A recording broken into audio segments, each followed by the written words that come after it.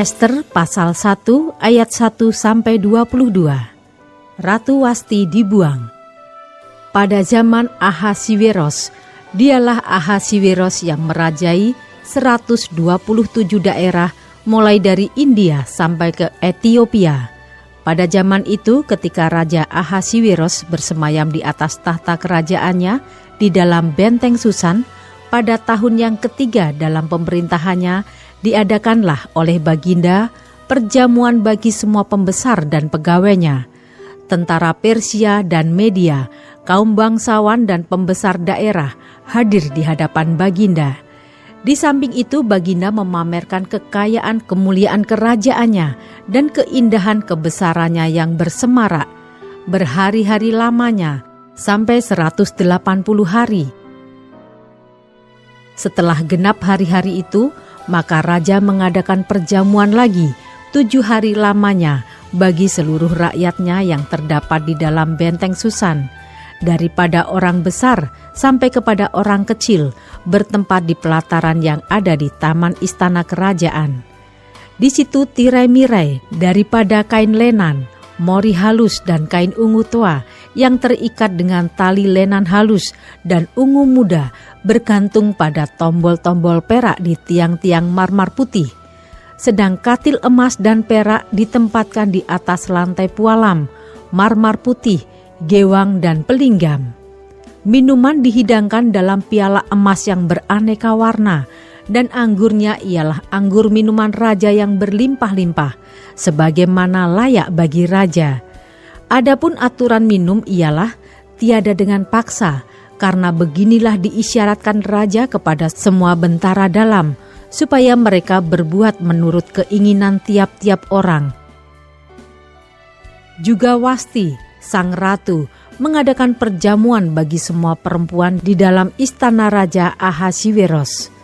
Pada hari yang ketujuh ketika raja riang gembira hatinya karena minum anggur, bertitahlah Baginda kepada Mehuman, Bista, Harbona, Bikta, Abakta, Setar, dan Karkas, yakni ketujuh sida-sida yang bertugas di hadapan Raja Ahasiweros, supaya mereka membawa Wasti sang ratu dengan memakai mahkota kerajaan, menghadap raja untuk memperlihatkan kecantikannya kepada sekalian rakyat dan pembesar-pembesar, karena sang ratu sangat elok rupanya.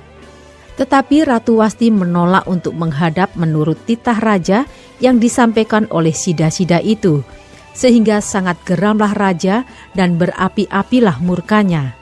Maka bertanyalah raja kepada orang-orang arif bijaksana, orang-orang yang mengetahui kebiasaan zaman, karena demikianlah biasanya masalah-masalah raja dikemukakan kepada para ahli undang-undang dan hukum.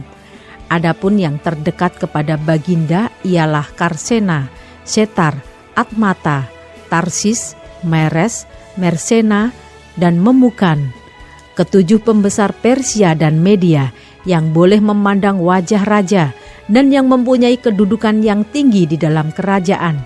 Tanya raja, apakah yang harus diperbuat atas Ratu Wasti menurut undang-undang, karena tidak dilakukannya titah Raja Ahasiweros yang disampaikan oleh sida-sida?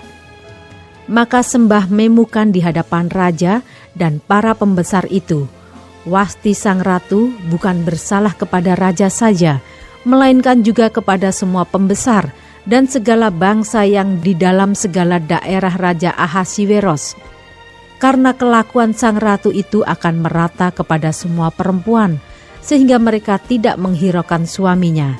Apabila diceritakan orang, Raja Ahasiweros menitahkan supaya Wasti sang ratu dibawa menghadap kepadanya, tetapi ia tidak mau datang. Pada hari ini juga istri para pembesar Raja Persia dan Media yang mendengar tentang kelakuan sang ratu akan berbicara tentang hal itu kepada suaminya, sehingga berlarut-larutlah penghinaan dan kegusaran. Jikalau baik pada pemandangan raja, hendaklah dikeluarkan suatu titah kerajaan dari hadapan Baginda dan dituliskan di dalam undang-undang Persia dan Media, sehingga tidak dapat dicabut kembali, bahwa Wasti dilarang menghadap Raja Ahasiweros, dan bahwa raja akan mengaruniakan kedudukannya sebagai ratu kepada orang lain yang lebih baik daripadanya. Bila keputusan yang diambil raja kedengaran di seluruh kerajaannya, alangkah besarnya kerajaan itu. Maka semua perempuan akan memberi hormat kepada suami mereka, daripada orang besar sampai kepada orang kecil. Usul itu dipandang baik oleh raja serta para pembesar. Jadi bertindaklah raja sesuai dengan usul Memukan itu. Dikirimkanlah oleh Baginda surat-surat ke segenap daerah kerajaan, tiap-tiap daerah menurut tulisannya dan tiap-tiap bangsa menurut bahasanya. Bunyinya, setiap laki-laki harus menjadi kepala dalam rumah tangganya dan berbicara menurut bahasa bangsanya.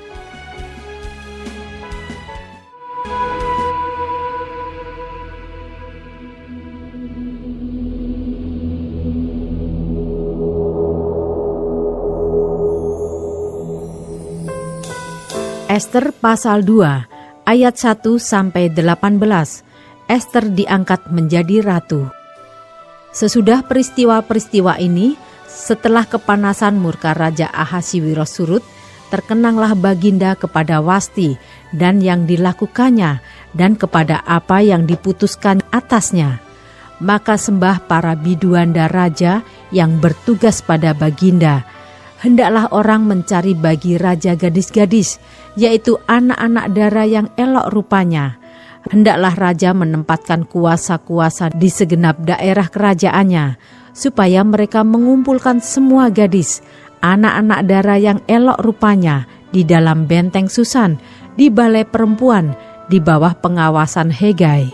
Sida-sida raja, penjaga para perempuan, hendaklah diberikan wangi-wangian kepada mereka. Dan gadis yang terbaik pada pemandangan raja, baiklah dia menjadi ratu ganti Wasti. Hal itu dipandang baik oleh raja, dan dilakukanlah demikian. Pada waktu itu ada di dalam benteng Susan seorang Yahudi yang bernama Mordekai bin Yair bin Simei bin Kis seorang Benyamin, yang diangkut dari Yerusalem sebagai salah seorang buangan yang turut dengan Yekonya, Raja Yehuda, ketika ia diangkut ke dalam pembuangan oleh Raja Nebukadnezar, Raja Babel.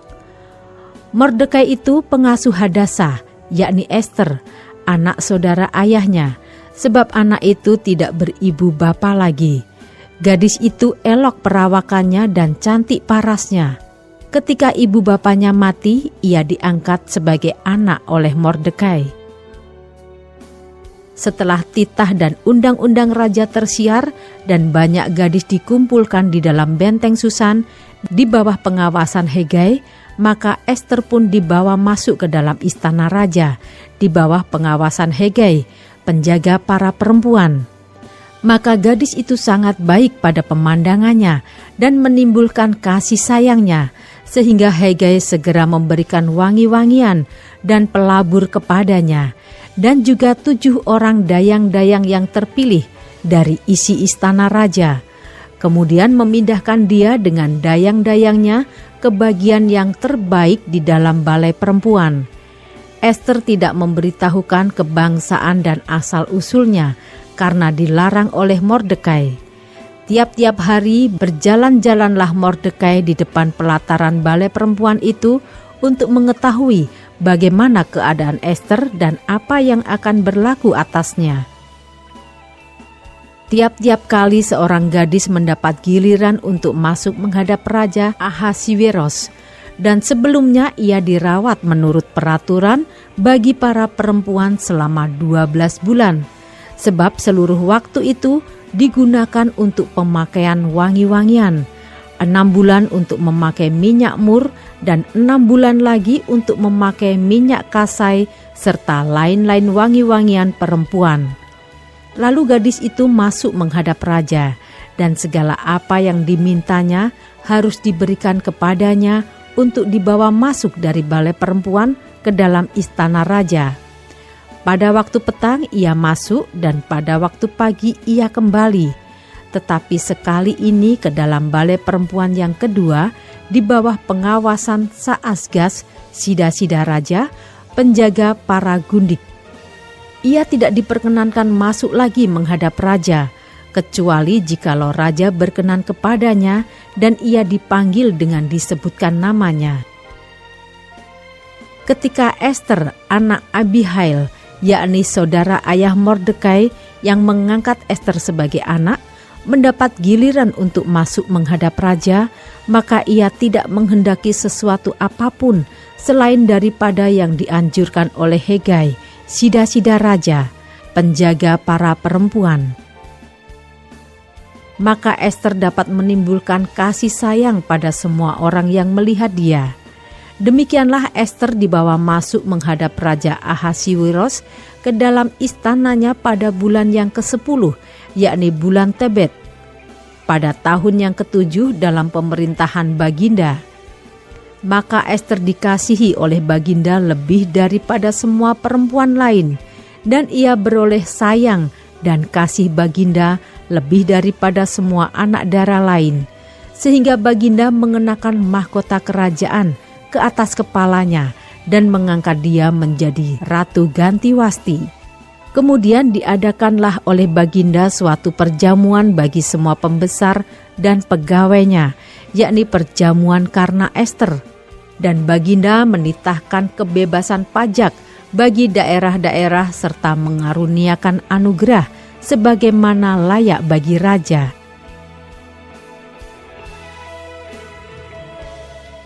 Ayat 19-23, Mordekai mengetahui suatu sekongkolan. Selama anak-anak dara dikumpulkan untuk kedua kalinya, Mordekai duduk di pintu gerbang istana raja. Adapun Ester tidak memberitahukan asal-usul dan kebangsaannya seperti diperintahkan kepadanya oleh Mordekai. Sebab Ester tetap berbuat menurut perkataan Mordekai seperti pada waktu ia masih dalam asuhannya. Pada waktu itu ketika Mordekai duduk di pintu gerbang istana raja, sakit hatilah Bigtan dan Teres, dua orang sida-sida raja yang termasuk golongan penjaga pintu. Lalu berikhtiarlah mereka untuk membunuh Raja Ahasiweros. Tetapi perkara itu dapat diketahui oleh Mordekai. Lalu diberitahukannya lah kepada Ester sang ratu, dan Ester mempersembahkannya kepada raja atas nama Mordekai. Perkara itu diperiksa dan ternyata benar, maka kedua orang itu disulakan pada tiang, dan peristiwa itu dituliskan di dalam kitab sejarah di hadapan raja.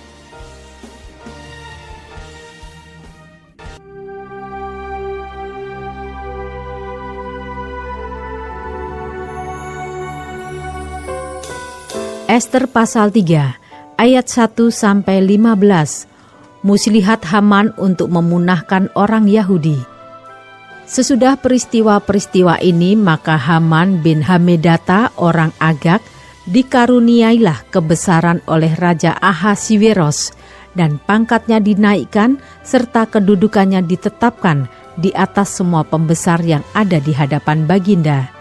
Dan semua pegawai raja yang di pintu gerbang istana raja berlutut dan sujud kepada Haman, sebab demikianlah diperintahkan raja tentang dia.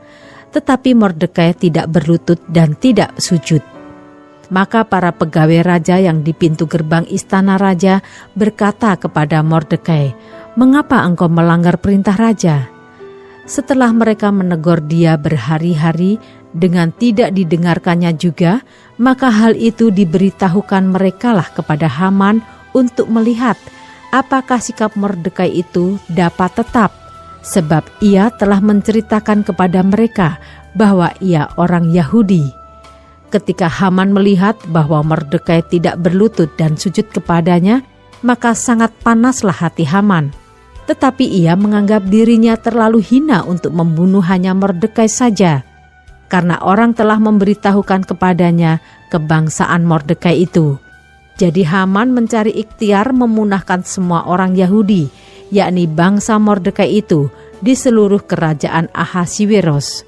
Dalam bulan pertama, yakni bulan Nisan, dalam tahun yang ke-12, zaman Raja Ahasiweros, orang membuang pur, yakni undi, di depan Haman, hari demi hari dan bulan demi bulan, sampai jatuh pada bulan yang ke-12, yakni bulan Adar. Maka sembah Haman kepada Raja Ahasiweros.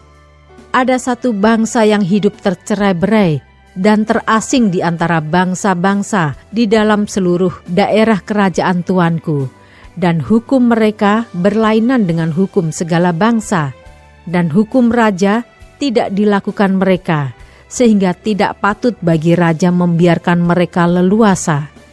Jikalau baik pada pemandangan raja, hendaklah dikeluarkan surat titah untuk membinasakan mereka. Maka hamba akan menimbang perak 10.000 talenta dan menyerahkannya kepada tangan para pejabat yang bersangkutan, supaya mereka memasukkannya ke dalam perbendaharaan raja. Maka raja mencabut cincin materainya dari jarinya, lalu diserahkannya kepada Haman bin Hamedata, orang Agag, seteru orang Yahudi itu. Kemudian titah raja kepada Haman, perak itu terserah kepadamu, juga bangsa itu untuk kau perlakukan seperti yang kau pandang baik. Maka dalam bulan yang pertama, pada hari yang ke-13, dipanggillah para panitera raja. Lalu sesuai dengan segala yang diperintahkan Haman, ditulislah surat kepada wakil-wakil raja, kepada setiap bupati yang menguasai daerah, dan kepada setiap pembesar bangsa, yakni kepada tiap-tiap daerah menurut tulisannya, dan kepada tiap-tiap bangsa menurut bahasanya. Surat itu ditulis atas nama Raja Ahasiweros dan dimeterai dengan cincin materai raja. Surat-surat itu dikirimkan dengan perantaraan pesuruh-pesuruh cepat ke segala daerah kerajaan, supaya dipunahkan, dibunuh, dan dibinasakan semua orang Yahudi daripada yang muda sampai kepada yang tua, bahkan anak-anak dan perempuan-perempuan.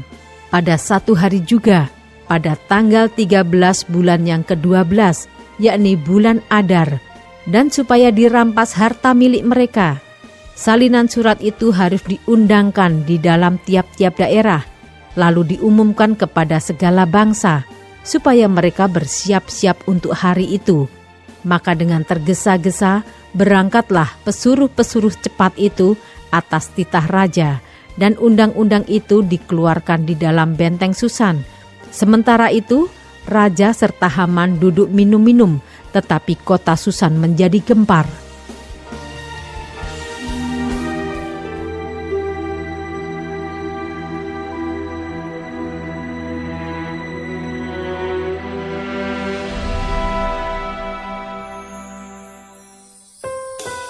Ester pasal 4 ayat 1-17. Usaha Mordekai untuk menolong orang Yahudi. Setelah Mordekai mengetahui segala yang terjadi itu, ia mengoyakkan pakaiannya, lalu memakai kain kabung dan abu. Kemudian keluar berjalan di tengah-tengah kota, sambil melolong-lolong dengan nyaring dan pedih. Dengan demikian datanglah ia sampai ke depan pintu gerbang istana raja, karena seorang pun tidak boleh masuk pintu gerbang istana raja dengan berpakaian kain kabung. Di tiap-tiap daerah, kemana titah dan undang-undang raja telah sampai, ada perkabungan yang besar di antara orang Yahudi, disertai puasa dan ratap tangis. Oleh banyak orang dibentangkan kain kabung dengan abu sebagai lapik tidurnya. Ketika dayang-dayang dan sida-sida Ester memberitahukan hal itu kepadanya, maka sangatlah risau hati sang ratu.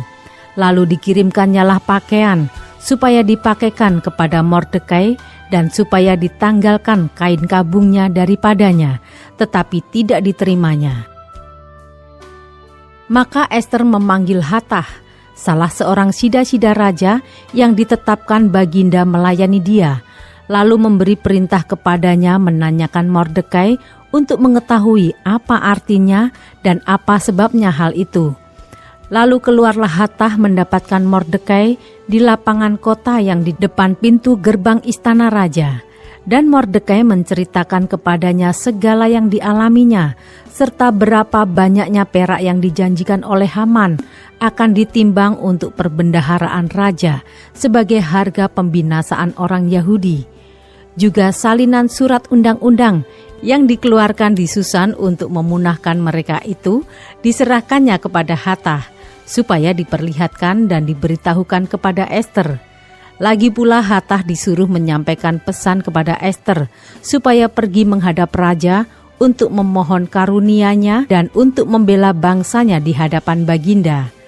Lalu masuklah Hatach dan menyampaikan perkataan Mordekai kepada Ester. Akan tetapi Ester menyuruh Hatach memberitahukan kepada Mordekai. Semua pegawai raja serta penduduk daerah-daerah kerajaan mengetahui bahwa bagi setiap laki-laki atau perempuan yang menghadap raja di pelataran dalam dengan tiada dipanggil, hanya berlaku satu undang-undang, yakni hukuman mati. Hanya orang yang kepadanya raja mengulurkan tongkat emas yang akan tetap hidup. Dan aku selama 30 hari ini tidak dipanggil menghadap raja. Ketika disampaikan orang perkataan Ester itu kepada Mordekai, maka Mordekai menyuruh menyampaikan jawab ini kepada Ester. Jangan kira karena engkau di dalam istana raja, hanya engkau yang akan terluput dari antara semua orang Yahudi. Sebab sekalipun engkau pada saat ini berdiam diri saja, bagi orang Yahudi akan timbul juga pertolongan dan kelepasan dari pihak lain, dan engkau dengan kaum keluargamu akan binasa. Siapa tahu, mungkin justru untuk saat yang seperti ini engkau beroleh kedudukan sebagai ratu. Maka Ester menyuruh menyampaikan jawab ini kepada Mordekai. Pergilah, kumpulkanlah semua orang Yahudi yang terdapat di Susan dan berpuasalah untuk aku. Janganlah makan dan janganlah minum 3 hari lamanya, baik waktu malam, baik waktu siang. Aku serta dayang-dayangku pun akan berpuasa demikian. Dan kemudian aku akan masuk menghadap raja. Sungguh pun berlawanan dengan undang-undang. Kalau terpaksa aku mati, biarlah aku mati. Maka pergilah Mordekai dan diperbuatnyalah tepat seperti yang dipesankan Ester kepadanya.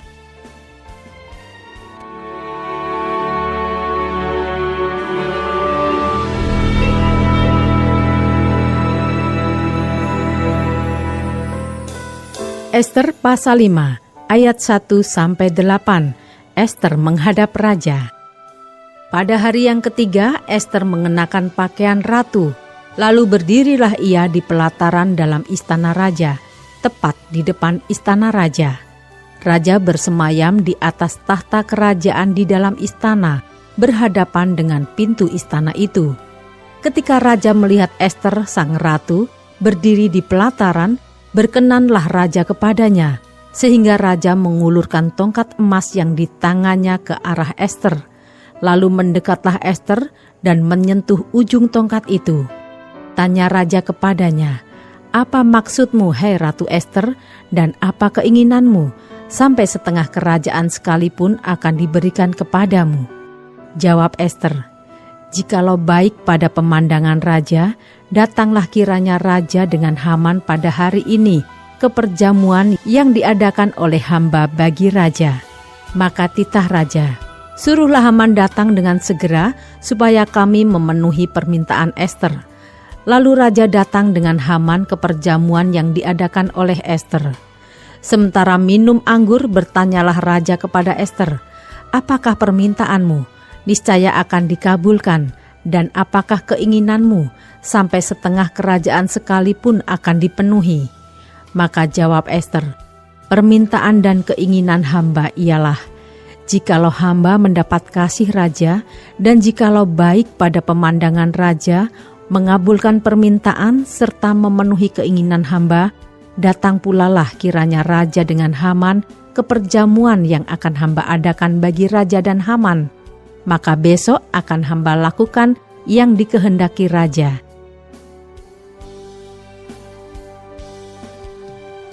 Ayat 9-14. Haman menyuruh mendirikan tiang penyulaan untuk Mordekai. Pada hari itu keluarlah Haman dengan hati riang dan gembira. Tetapi ketika Haman melihat Mordekai ada di pintu gerbang istana raja, tidak bangkit dan tidak bergerak menghormati dia, maka sangat panaslah hati Haman kepada Mordekai. Tetapi Haman menahan hatinya, Lalu pulanglah ia ke rumahnya dan menyuruh datang sahabat-sahabatnya dan Zeres istrinya. Maka Haman menceritakan kepada mereka itu besarnya kekayaannya, banyaknya anaknya laki-laki, dan segala kebesaran yang diberikan raja kepadanya, serta kenaikan pangkatnya di atas para pembesar dan pegawai raja. Lagi kata Haman, tambahan pula, tiada seorang pun diminta oleh Ester, sang ratu, untuk datang bersama-sama dengan raja ke perjamuan yang diadakannya, kecuali aku. Dan untuk besok pun aku diundangnya bersama-sama dengan raja. Akan tetapi semuanya itu tidak berguna bagiku, selama aku masih melihat si Mordekai, si Yahudi itu, duduk di pintu gerbang istana raja. Lalu kata Zeres istrinya dan semua sahabatnya kepadanya, suruhlah orang membuat tiang yang tingginya 50 hasta, dan persembahkanlah besok pagi kepada raja, supaya Mordekai disulakan orang pada tiang itu. Kemudian dapatlah engkau dengan bersukacita pergi bersama-sama dengan raja ke perjamuan itu. Hal itu dipandang baik oleh Haman, lalu ia menyuruh membuat tiang itu.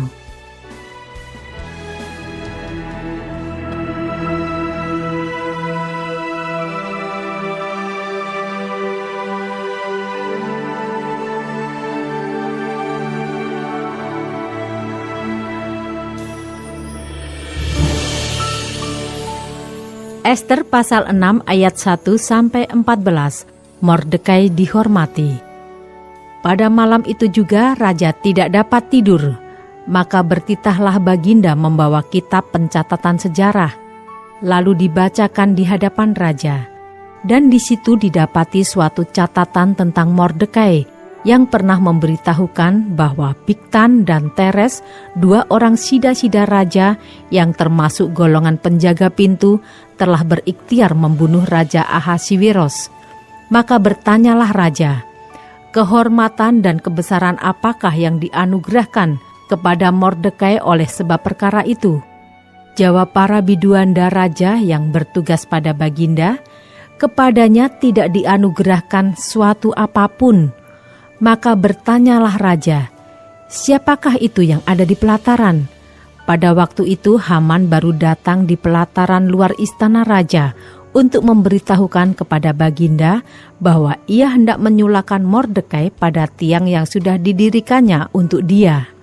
Lalu jawab para biduanda raja kepada Baginda, itulah Haman, ia berdiri di pelataran. Maka titah raja, suruhlah dia masuk.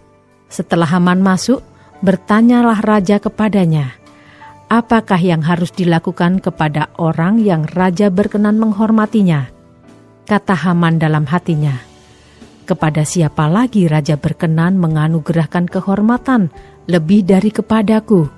Oleh karena itu jawab Haman kepada raja, mengenai orang yang raja berkenan menghormatinya, hendaklah diambil pakaian kerajaan yang biasa dipakai oleh raja sendiri, dan lagi kuda yang biasa dikendarai oleh raja sendiri, dan yang diberi mahkota kerajaan di kepalanya. Dan hendaklah diserahkan pakaian dan kuda itu ke tangan seorang dari antara para pembesar raja, orang-orang bangsawan. Lalu hendaklah pakaian itu dikenakan kepada orang yang raja berkenan menghormatinya. Kemudian hendaklah ia diarak dengan mengendarai kuda itu melalui lapangan kota, sedang orang berseru-seru di depannya. Beginilah dilakukan kepada orang yang raja berkenan menghormatinya. Maka titah raja kepada Haman, segera ambillah pakaian dan kuda itu, seperti yang kau katakan itu, dan lakukanlah demikian kepada Mordekai, orang Yahudi yang duduk di pintu gerbang istana. Sepatah kata pun janganlah kau lalaikan daripada segala yang kau katakan itu. Lalu Haman mengambil pakaian dan kuda itu, dan dikenakannya pakaian itu kepada Mordekai. Kemudian diaraknya Mordekai melalui lapangan kota itu, sedang ia menyerukan di depannya, beginilah dilakukan kepada orang yang raja berkenan menghormatinya. Kemudian kembalilah Mordekai ke pintu gerbang istana raja, tetapi Haman bergesa-gesa pulang ke rumahnya dengan sedih hatinya dan berselubung kepalanya. Dan Haman menceritakan kepada Zeres istrinya dan kepada semua sahabatnya apa yang dialaminya. Maka kata para orang arif bijaksana dan Zeres istrinya kepadanya, "Jikalau Mordekai yang di depannya engkau sudah mulai jatuh adalah keturunan Yahudi, maka engkau tidak akan sanggup melawan dia, malahan engkau akan jatuh benar-benar di depannya."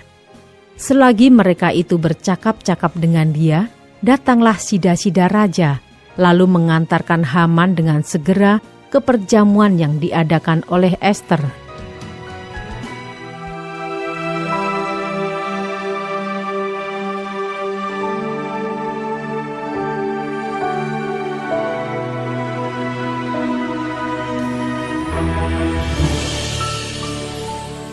Ester pasal 7 ayat 1-10. Haman diadukan oleh Ester dan dihukum mati. Datanglah raja dengan Haman untuk dijamu oleh Ester sang ratu. Pada hari yang kedua itu, sementara minum anggur, bertanyalah pula raja kepada Ester, "Apakah permintaanmu, hai Ratu Ester? Niscaya akan dikabulkan. Dan apakah keinginanmu? Sampai setengah kerajaan sekalipun akan dipenuhi." Maka jawab Ester sang ratu, "Ya raja, jikalau hamba mendapat kasih raja, dan jikalau baik pada pemandangan raja, karuniakanlah kiranya kepada hamba, nyawa hamba atas permintaan hamba, dan bangsa hamba atas keinginan hamba. Karena kami, hamba serta bangsa hamba, telah terjual untuk dipunahkan, dibunuh dan dibinasakan.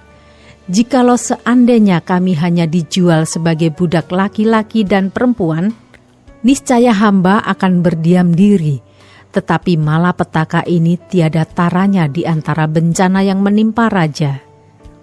Maka bertanyalah Raja Ahasiwiros kepada Ester sang ratu, "Siapakah orang itu, dan di manakah dia yang hatinya mengandung niat akan berbuat demikian?" Lalu jawab Ester, "Penganiaya dan musuh itu ialah Haman, orang jahat ini." Maka Haman pun sangatlah ketakutan di hadapan raja dan ratu. Lalu bangkitlah raja dengan panas hatinya daripada minum anggur dan keluar ke taman istana.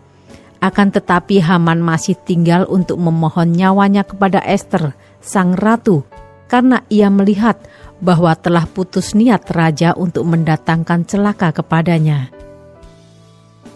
Ketika raja kembali dari taman istana ke dalam ruangan minum anggur, maka Haman berlutut pada katil tempat Ester berbaring.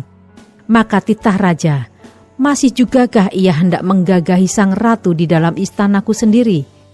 Tatkala titah raja itu keluar dari mulutnya, maka diselubungi oranglah muka Haman, sembah Harbona, salah seorang sida-sida yang di hadapan raja.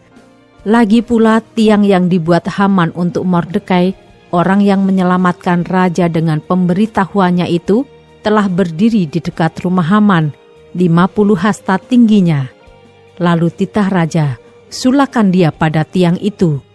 Kemudian Haman disulakan pada tiang yang didirikannya untuk Mordekai, maka surutlah panas hati raja.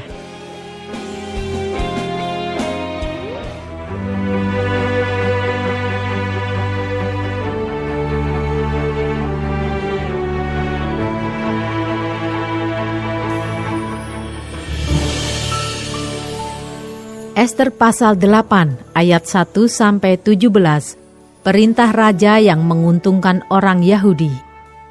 Pada hari itu juga Raja Ahasiweros mengaruniakan harta milik Haman, seteru orang Yahudi, kepada Ester sang ratu, dan Mordekai masuk menghadap raja, karena Ester telah memberitahukan apa pertalian Mordekai dengan dia. Maka raja mencabut cincin materai yang diambil daripada Haman, lalu diserahkannya kepada Mordekai. Dan Mordekai diangkat oleh Ester menjadi kuasa atas harta milik Haman.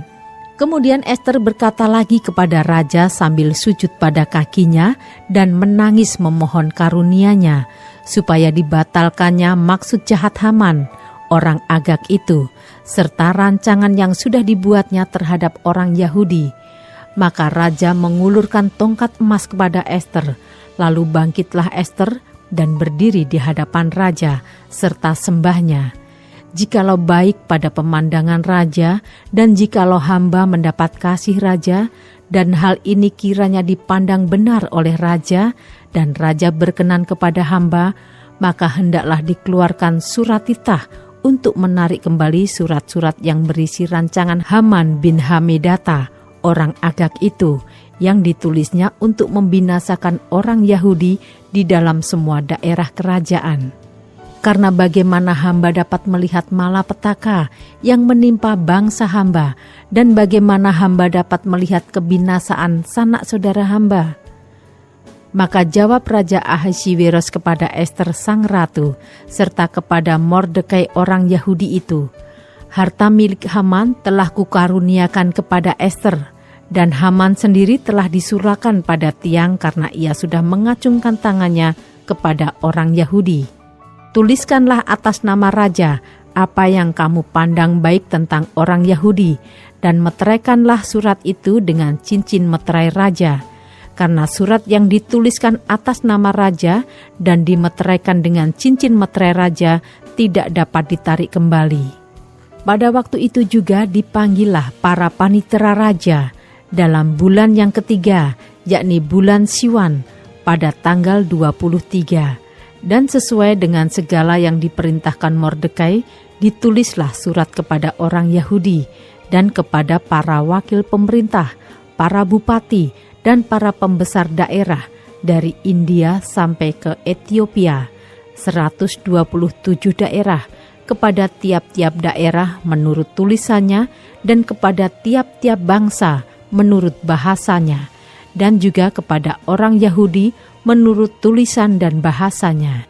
Maka ditulislah pesan atas nama Raja Ahasiweros dan dimeterai dengan cincin meterai raja. Lalu dengan perantaraan pesuruh-pesuruh cepat yang berkuda, yang mengendarai kuda kerajaan yang tangkas, yang diternakkan di pekudaan, dikirimkanlah surat-surat, yang isinya, Raja mengizinkan orang Yahudi di tiap-tiap kota untuk berkumpul dan mempertahankan nyawanya serta memunahkan, membunuh atau membinasakan segala tentara, bahkan anak-anak dan perempuan-perempuan dari bangsa dan daerah yang hendak menyerang mereka, dan untuk merampas harta miliknya. Pada hari yang sama, di segala daerah Raja Ahasiweros, pada tanggal 13 bulan yang ke-12, yakni bulan Adar.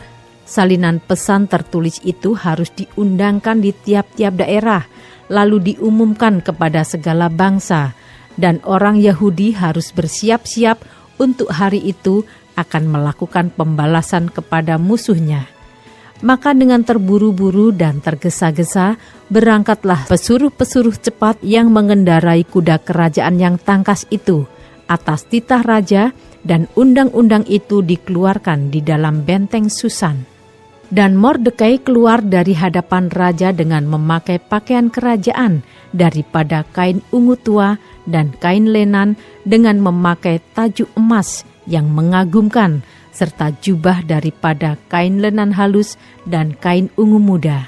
Maka kota Susan pun bertempik soraklah dan bersukaria. Orang Yahudi telah beroleh kelapangan hati dan sukacita, kegirangan dan kehormatan.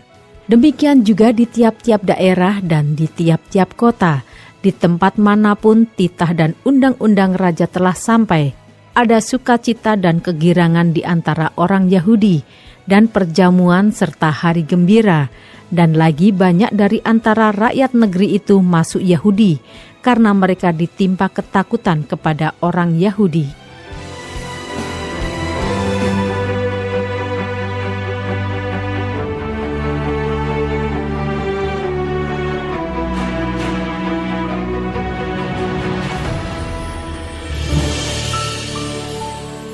Ester pasal 9 ayat 1-19, tindakan orang Yahudi terhadap musuhnya. Dalam bulan yang ke-12, yakni bulan Adar, pada hari yang ke-13, ketika titah serta undang-undang raja akan dilaksanakan, pada hari musuh-musuh orang Yahudi berharap mengalahkan orang Yahudi, terjadilah yang sebaliknya. Orang Yahudi mengalahkan pembenci-pembenci mereka.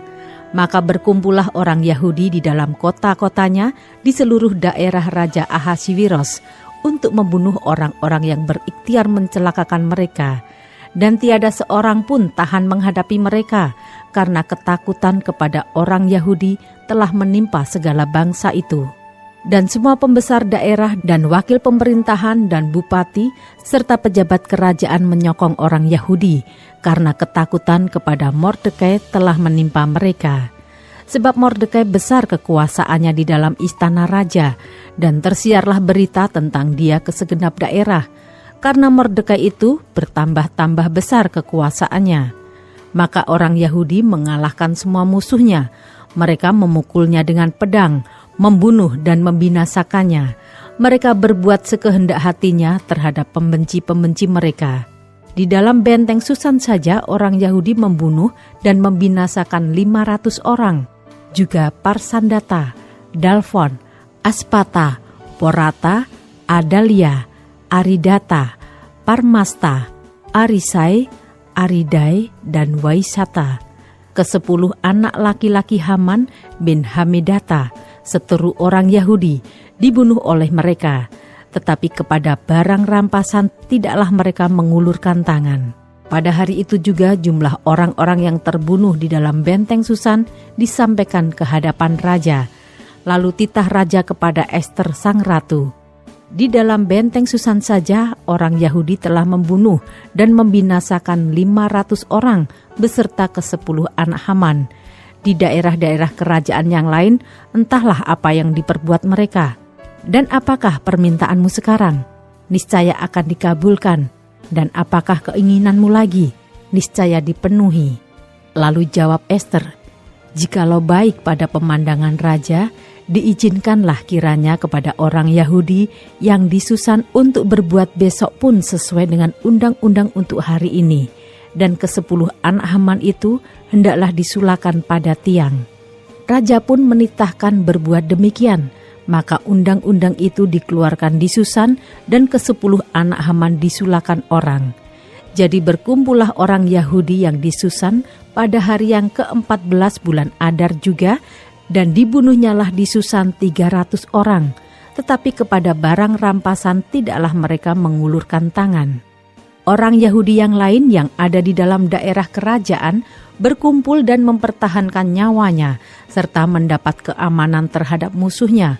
Mereka membunuh 75.000 orang di antara pembenci-pembenci mereka, tetapi kepada barang rampasan tidaklah mereka mengulurkan tangan. Hal itu terjadi pada hari yang ke-13 dalam bulan Adar. Pada hari yang ke-14 berhentilah mereka, dan hari itu dijadikan mereka hari perjamuan dan sukacita. Akan tetapi orang Yahudi yang di Susan berkumpul, baik pada hari yang ke-13, baik pada hari yang ke-14 dalam bulan itu. Lalu berhentilah mereka pada hari yang ke-15, dan hari itu dijadikan mereka hari perjamuan dan sukacita. Oleh sebab itu orang Yahudi yang di pedusunan, yakni yang diam di perkampungan, merayakan hari yang ke-14 bulan Adar itu sebagai hari sukacita dan hari perjamuan, dan sebagai hari gembira untuk antar mengantar makanan. Ayat 20-32, penetapan Hari Raya Purim. Maka Mordekai menuliskan peristiwa itu, lalu mengirimkan surat-surat kepada semua orang Yahudi di seluruh daerah Raja Ahasiweros, baik yang dekat, baik yang jauh, untuk mewajibkan mereka, supaya tiap-tiap tahun merayakan hari yang ke-14 dan yang ke-15 bulan Adar. Karena pada hari-hari itulah orang Yahudi mendapat keamanan terhadap musuhnya, dan dalam bulan itulah duka cita mereka berubah menjadi sukacita, dan hari perkabungan menjadi hari gembira, dan supaya menjadikan hari-hari itu hari perjamuan dan sukacita, dan hari untuk antar mengantar makanan, dan untuk bersedekah kepada orang-orang miskin. Maka orang Yahudi menerima sebagai ketetapan apa yang sudah dimulai. Mereka melakukannya dan apa yang ditulis Mordekai kepada mereka. Sesungguhnya Haman bin Hamedata, orang Agag, seteru semua orang Yahudi itu, telah merancangkan hendak membinasakan orang Yahudi, dan dia pun telah membuang pur, yakni undi, untuk menghancurkan dan membinasakan mereka. Akan tetapi ketika hal itu disampaikan ke hadapan raja, maka dititahkannya lah dengan surat, supaya rancangan jahat yang dibuat Haman terhadap orang Yahudi itu dibalikkan ke atas kepalanya. Maka Haman beserta anak-anaknya disulahkan pada tiang. Oleh sebab itulah hari-hari itu disebut Purim, menurut kata pur.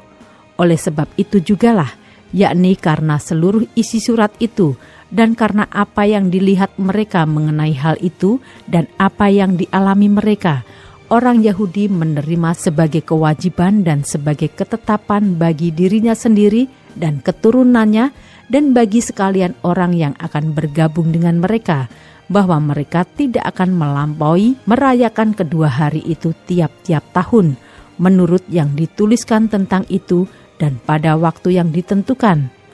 Dan bahwa hari-hari itu akan diperingati dan dirayakan di dalam tiap-tiap angkatan, di dalam tiap-tiap kaum, di tiap-tiap daerah, di tiap-tiap kota, sehingga hari-hari Purim itu tidak akan lenyap dari tengah-tengah orang Yahudi, dan peringatannya tidak akan berakhir dari antara keturunan mereka. Lalu Ester sang ratu, anak Abihail, menulis surat bersama-sama dengan Mordekai orang Yahudi itu.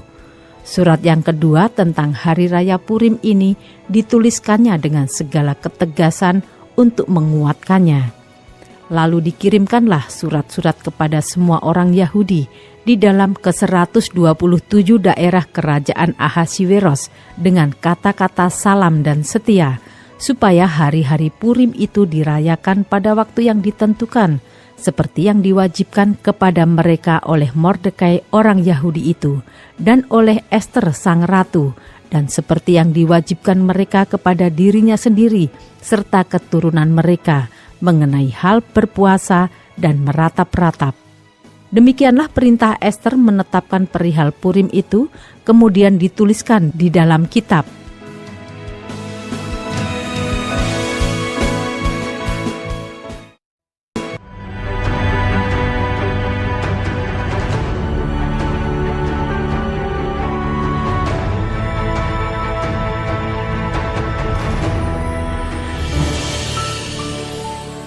Ester pasal 10 ayat 1-3. Kebesaran Mordekai. Maka Raja Ahasiweros mengenakan upeti atas negeri dan daerah-daerah pesisir juga, segala perbuatannya yang hebat serta gagah, dan pemberitaan yang seksama tentang kebesaran yang dikaruniakan Raja kepada Mordekai. Bukankah semuanya itu tertulis di dalam kitab sejarah Raja-Raja Media dan Persia? Karena Mordekai orang Yahudi itu menjadi orang kedua di bawah Raja Ahasiweros, dan ia dihormati oleh orang Yahudi serta disukai oleh banyak sanak saudaranya, sebab ia mengikhtiarkan yang baik bagi bangsanya dan berbicara untuk keselamatan bagi semua orang sebangsanya.